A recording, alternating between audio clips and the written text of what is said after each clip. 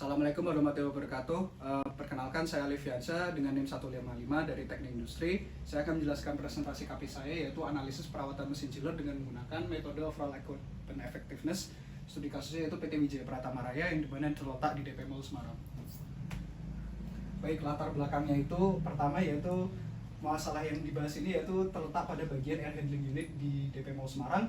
Ditemukan bahwa suhunya itu dihasilkan masalah pada salah satu mesin chiller sehingga tidak konsisten pada hari-hari tertentu, dan ini menandakan salah satu mesinnya itu dinyalakan masih kurang optimal dan sesuai dengan suhu yang ditargetkan pada PT Wijaya Pratama Raya. Kemudian untuk tujuan penelitian yang saya lakukan yaitu ada menganalisis OEE mesin chiller, kemudian mengetahui 6 peak losses-nya mesin chiller, kemudian memberikan rekomendasi perbaikan dengan metode OEE tersebut.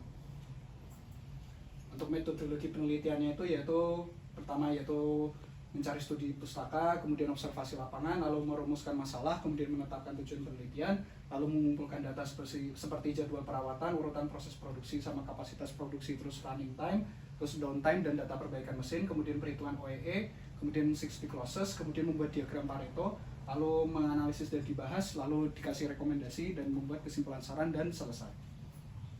Kemudian overall equipment effectiveness ini terdiri dari availability yaitu ketersediaan mesin chiller, kemudian ada performance efficiency yaitu kinerja mesin chillernya gimana, kemudian ada rate of quality yaitu apakah ada produk yang cacat dihasilkan pada mesin chiller.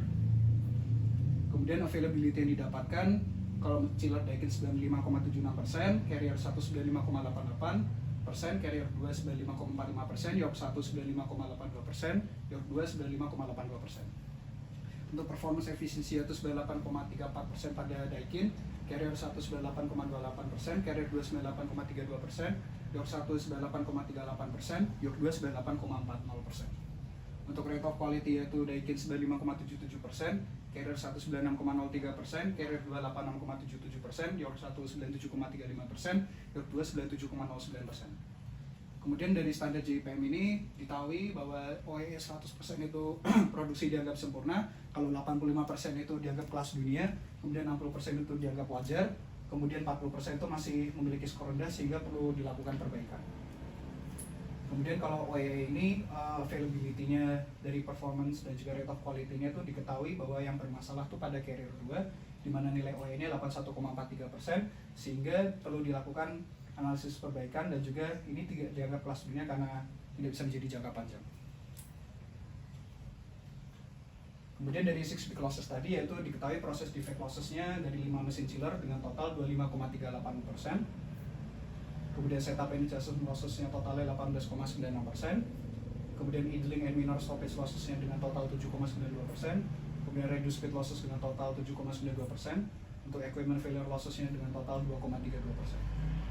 Dari rekapan ini diketahui proses and defect losses dan setup adjustment losses memiliki nilai yang dianggap cukup besar.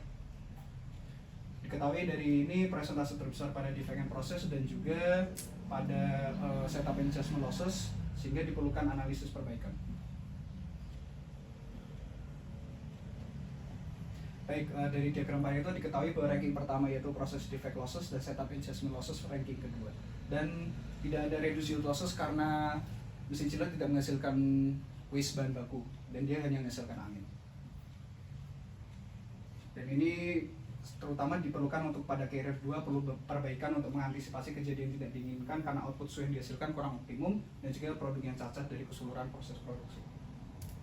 Kemudian diagram fishbone itu diketahui bahwa dari keseluruhan dari main material, method, machine, dan environment untuk proses defect losses itu kurangnya optimal pada suhu yang dikeluarkan. Untuk yang dari fishbone setup and adjustment losses dari main material, method, machine, dan environment diketahui kurangnya pengaturan dalam penyesuaian mesin. Jadi kesimpulan yang saya dapatkan yaitu OEE itu pada mesin chiller dilakukan sudah dikatakan cukup baik pada keempat mesin chiller yaitu Daikin, York 1, dan York 2, dan Carrier 1, tapi Carrier 2 perlu diimprove agar bisa suhunya maksimal. Kemudian 6 peak losses ditemukan pada mesin chiller yaitu persentase terbesar terdapat pada proses defect losses dan juga setup and adjustment losses. Kemudian rekomendasi perbaikan dengan metode OEE ini